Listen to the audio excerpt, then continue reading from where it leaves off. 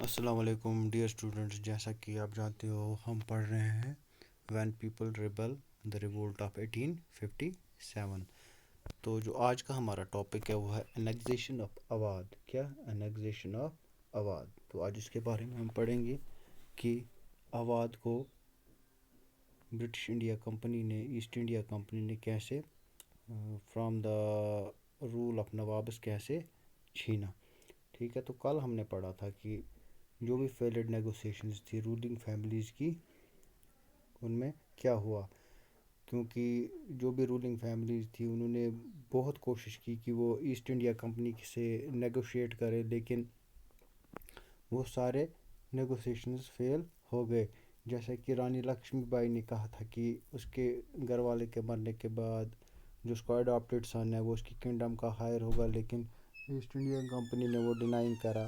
اس کے بعد نانا صاحب جو اڈاپٹیڈ سن تھا پیشوا باجی راؤ سیکنڈ کا، تو وہ چاہتا تھا کہ اس کے فادر کی پینشن اس کو ملے، لیکن وہ بھی ڈینائی ہوا۔ اور کمپنی نے کیا کیا، وہ جو بھی ان کی ریکویسٹس تھی، نیگوسیشن تھی، وہ ساری ٹرن ڈاؤن کر دی۔ تو آج ہم نے پڑھنا ہے انیکزیشن آف اودھ۔ اسی سلسلے میں انہوں نے اودھ کو کیسے چھینا۔ کہتے ہیں A subsidiary alliance was imposed on Awadh in 1801 and it was fully taken over in 1856۔ کہتے ہیں کہ ایک سبسیڈری الائنس بنائی گئی جو امپوز کری گئی کس پہ؟ اودھ پہ۔ کب؟ 1801 میں، اور اس کو فلی ٹیکن اوور کیا 1856 میں۔ جو اودھ تھا that was fully taken over by the asset India company. Firstly, they imposed the subsidiary alliance on it, and after that, in 1856, they fully took over the Awadh from Nawabs in 1856۔ تو اس انیکزیشن کا کس حوالے سے انہوں نے انیکزیشن کی asset India company نے؟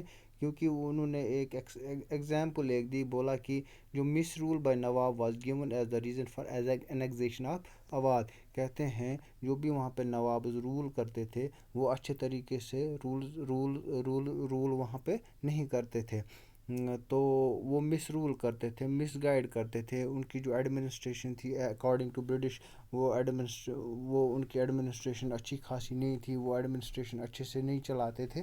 تو یہ ریزن تھا کہ اودھ کو نواب سے چھینا گیا۔ تو نواب آف اودھ واجد علی شاہ، یہ اس پک میں ہیں، نواب آف اودھ واجد علی شاہ صاحب ہیں یہ۔ تو کیسے چھینا گیا؟ یہ برٹش سولجرس ہیں and these are the nawab soldiers.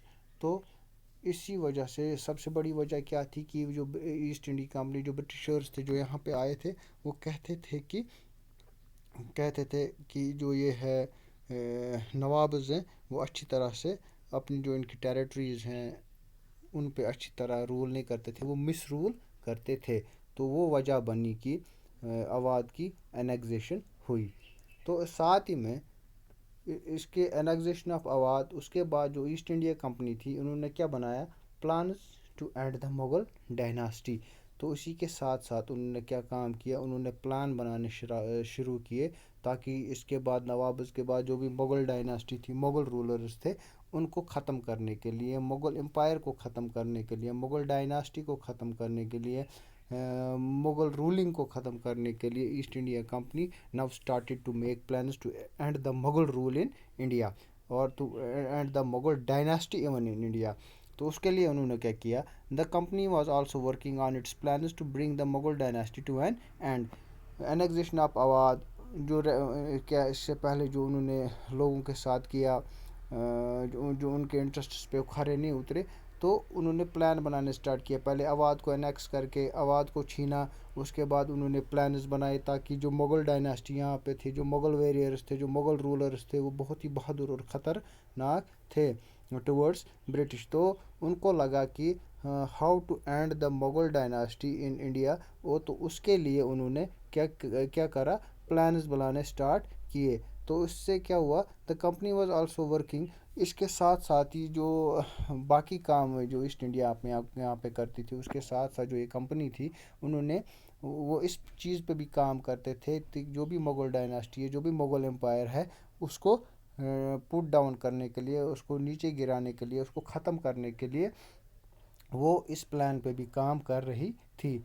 It removed the name of the Mughal king from the coins. سب سے پہلی چیز انہوں نے کیا کی جس مغل امپائر کو یا مغل ڈائناسٹی کو ختم کرنے کے لیے، جو بھی ان کی کوائنز تھی، مغل کنگز تھی یا مغل رولرز کی جو بھی کوائنز تھی یہاں پہ، تو انہوں نے کام کیا اس پہ، جو کیا کہتے ہیں اس کو، ان کوائنز پہ جو نام تھا مغل امپائرز کا، جو مغل امپرر کا جو نام تھا، وہ انہوں نے اس پر سے ہٹایا۔ تھینکس۔